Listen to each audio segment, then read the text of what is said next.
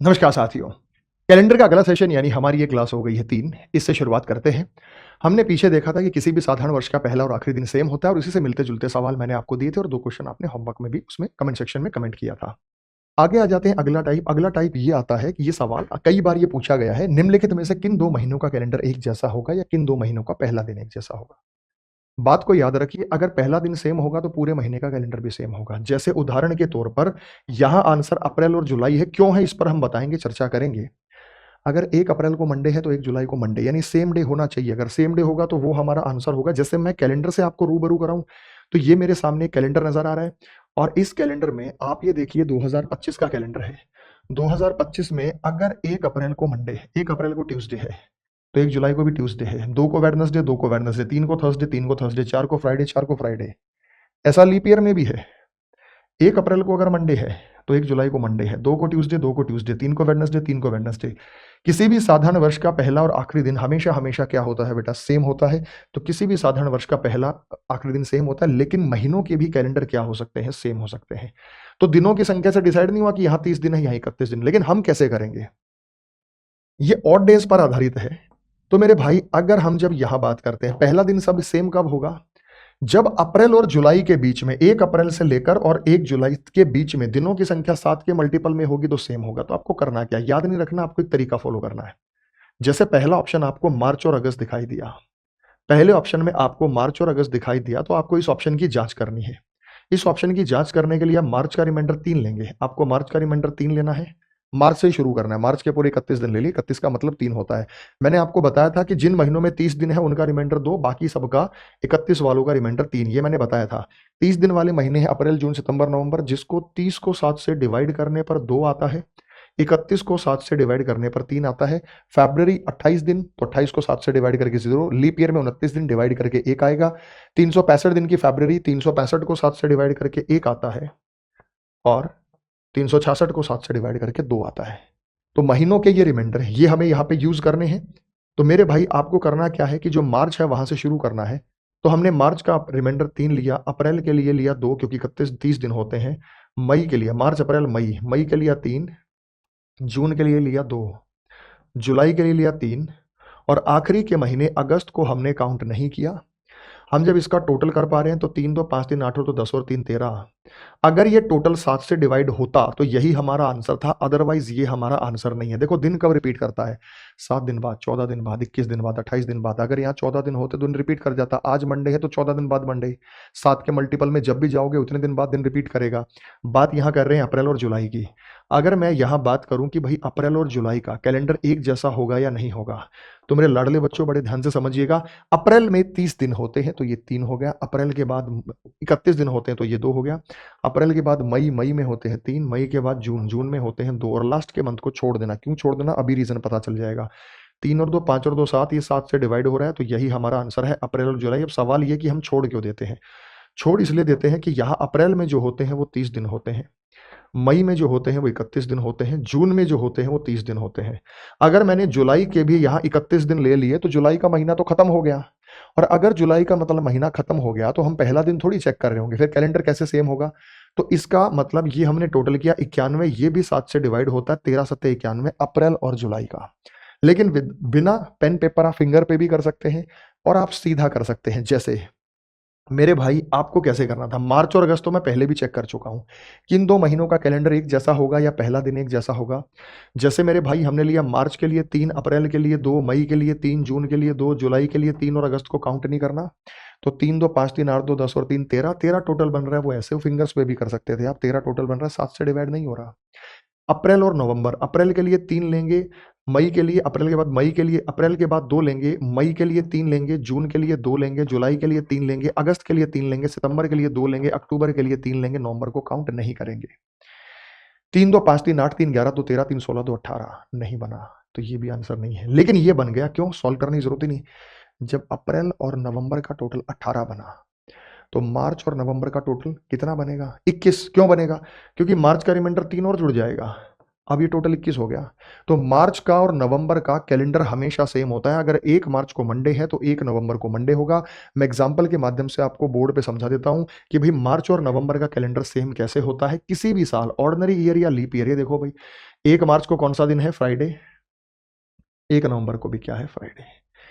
साधारण वर्ष में 1 मार्च को क्या है? सैटरडे। तो 1 नवंबर को भी क्या है? सैटरडे। यहां पे दिन क्या होंगे मेरे भाई? इनमें पहला दिन हमेशा समान होगा, तो पूरे महीने का कैलेंडर यहां पे जो है वो सेम होता है। इसी प्रकार से क्या सितंबर और दिसंबर 2 महीनों का कैलेंडर बिल्कुल एक जैसा होगा या नहीं? कमेंट सेक्शन में कमेंट करके बताओ कि सितंबर और दिसंबर 2 महीने हैं, इनका कैलेंडर एक जैसा होगा या नहीं, और लीप ईयर में होगा या ऑर्डिनरी ईयर में होगा। तो भाई इसका आप यहां बताएंगे सर सितंबर के लिए 2 होगा, अक्टूबर के लिए 3 होगा, नवंबर के लिए 2 होगा, दिसंबर को काउंट नहीं करेंगे, टोटल 7 होगा जो कि 7 से विभाजित है। तो मेरे भाई मैं सीधी सीधी बात करता हूं, मेरे भाई मैं सीधी सीधी बात करता हूं। अगर मैंने कहा कि भाई अप्रैल और जुलाई का कैलेंडर, अगर मैंने कहा कि क्या अप्रैल और जुलाई का कैलेंडर सेम होगा, बिल्कुल सेम होगा। दूसरा, मार्च और नवंबर का कैलेंडर सेम होगा, सेम होगा। तीसरा, सितंबर और दिसंबर का कैलेंडर सेम होगा, ये भी सेम होगा। हमने प्रूव करके देखा इसे। लेकिन यहां पे फरवरी इनके बीच में है ही नहीं, तो ये तीनों का कैलेंडर लीप में भी सेम होगा और ऑर्डिनरी में भी सेम होगा, क्योंकि इनके बीच में फरवरी का जिक्र आया ही नहीं। ऐसा लीप वर्ष साधारण वर्ष में भी होगा और ऐसा लीप वर्ष में भी होगा, क्योंकि इनके बीच में फरवरी आया ही नहीं। तो फरवरी का असर कहां होगा? जब इनके साथ में या इनके बीच में फरवरी आ जाएगी तो उसका असर देखने को मिलेगा। जैसे मेरे भाई यहां पर मैंने कहा कि 2 महीनों का कैलेंडर एक जैसा होगा, तो जरा आप यहां से ध्यान पे समझिएगा। हमने यहां पे दिया किन 2 महीनों का कैलेंडर एक जैसा होगा, या पहला दिन एक जैसा होगा। अब दिया गया वर्ष लीप वर्ष है, इन्होंने बोल दिया कि भाई अब जो साल तुम्हें दिया गया वो लीप वर्ष दिया गया है। अब जो साल तुम्हें दिया गया है वो लीप वर्ष दिया गया है। अब लीप वर्ष में होगा क्या? लीप वर्ष में होगा क्या? देखो पूरा सॉल्व करने की जरूरत नहीं, आइडिया मिल रहा है। इस पे लीप वर्ष का कोई प्रभाव नहीं पड़ना, इस पे लीप वर्ष का कोई प्रभाव नहीं पड़ना, इस पे लीप वर्ष का प्रभाव नहीं पड़ता, तो हम इसी को चेक करेंगे। प्रभाव यहां पड़ेगा क्योंकि फरवरी यहां बीच में आ रहा है। तो हमने लिया जनवरी, जनवरी का रिमाइंडर 31 दिन 3, फिर हमने लिया फरवरी, फरवरी के 28 दिन तो 0, और लीप वर्ष है तो 29 दिन तो 1। इसलिए हम यहाँ 1 लेंगे क्योंकि फरवरी में 29 दिन होते हैं, लीप ईयर की फरवरी में 29 दिन होते हैं। मार्च के लिए लेंगे 3, इन सब का टोटल करें तो 7 हो गया, ये 7 से डिविजिबल है, तो आने वाले महीने की पहली तारीख से, यहां तक तो टोटल 7 का मल्टीपल बना। आने वाले महीने की पहली तारीख, मार्च से अगला आने वाला महीना कौन सा? अप्रैल। अप्रैल की पहली तारीख से कैलेंडर सेम होगा या नहीं होगा? तो जनवरी और अप्रैल का भी कैलेंडर जो होगा वो सेम होता है। आप अपने उसी कैलेंडर में यहाँ पे जांच बड़े आराम से कर सकते हैं। तो यदि दिया गया वर्ष लीप वर्ष है तो इनमें 2 महीनों का जो कैलेंडर सेम है वो जनवरी और अप्रैल का है। इस होमवर्क वाला सवाल दे रहा हूं, इसका कमेंट सेक्शन में आप अपना जवाब तय करके बता दीजिएगा कि यदि दिया गया वर्ष लीप वर्ष है, ये हमारा क्वेश्चन नंबर 1 है होमवर्क का, कि कौन से 2 महीनों का पहला दिन और लीप का फर्क कहां पड़ रहा है वो आपको नजर आ रहा है, उसके हिसाब से आप बता सकते हैं। अब आपसे पूछा गया अब आपसे पूछा गया कि भाई साबित करें कि किसी भी तारीख में उस वर्ष नवंबर का सप्ताह वही दिन है जो मार्च में सेम डे होता है, वही नवंबर में होता है। साबित करें कि किसी वर्ष के मार्च में कोई भी तारीख उस वर्ष नवंबर में संबंधित सप्ताह वही दिन है। मेरे भाई मार्च और नवंबर का कैलेंडर सेम होता है, ये बात मैं प्रूव कर चुका हूं। अगर ये नया सवाल आ जाता तो कैसे करना था? मार्च और नवंबर का कैलेंडर सेम होता है क्योंकि इनमें टोटल 21 बनता है, सेम होता है। अगर तो मैंने एक टाइप बता दिया कि ऐसे भी पूछ सकता है same day, not same day, next day, previous day, तो हम क्या करेंगे बेटा? हम यहाँ पे सेम डे बोलेंगे, हम यहाँ पे बोलेंगे सेम डे। अब आप एक छोटी सी बात समझो, आपको यूं पता है कि मार्च और नवंबर का कैलेंडर सेम है, तो फरवरी और नवंबर का क्या विचार है फिर? क्या फरवरी और नवंबर का कैलेंडर भी सेम होगा या नहीं होगा, क्या विचार है? तो मेरे भाई आप सभी को पता है कि मार्च और नवंबर का कैलेंडर सेम होता है, मैंने अभी थोड़ी देर पहले प्रूव करके दिखाया था। यहां टोटल 21 बना, तो मार्च और नवंबर तक यहां भी टोटल 21 बनेगा। लेकिन अगर मैं फरवरी साधारण वर्ष की इसमें 0 जोड़ दूं, 0 जोड़ दूं तो इसके टोटल पे कोई फर्क नहीं पड़ेगा, तो ये भी क्या रहेगा बेटा? सेम रहेगा। तो अगर मार्च और नवंबर का कैलेंडर सेम है, ऐसा लीप ईयर में भी होता है, ऐसा ऑर्डिनरी ईयर में भी होता है। तो फरवरी और नवंबर का भी कैलेंडर सेम रहेगा। ऐसा लीप में भी होता है और ऐसा किस में भी होता है बेटा? ऑर्डिनरी में भी। लेकिन यहां पे सिर्फ लीप ईयर में होगा और ऑर्डिनरी ईयर में होगा। लीप ईयर में क्यों नहीं होगा?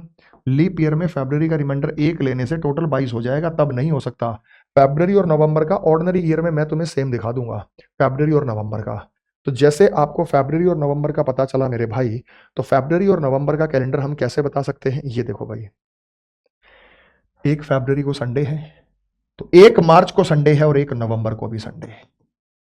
28 दिन है तो सेम डे आएगा। फरवरी में 28 दिन होते तो सेम डे आ गया। लेकिन लीप वर्ष में ऐसा नहीं हो सकता।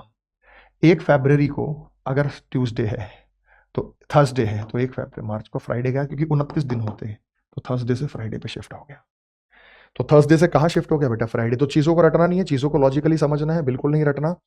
तो मेरे भाई सीधी सीधी बात है, फरवरी का भी कैलेंडर, मार्च का भी कैलेंडर और नवंबर का भी कैलेंडर सेम होता है, लेकिन ऐसा सिर्फ और सिर्फ ऑर्डिनरी ईयर में होगा, साधारण वर्ष में ऐसा होगा।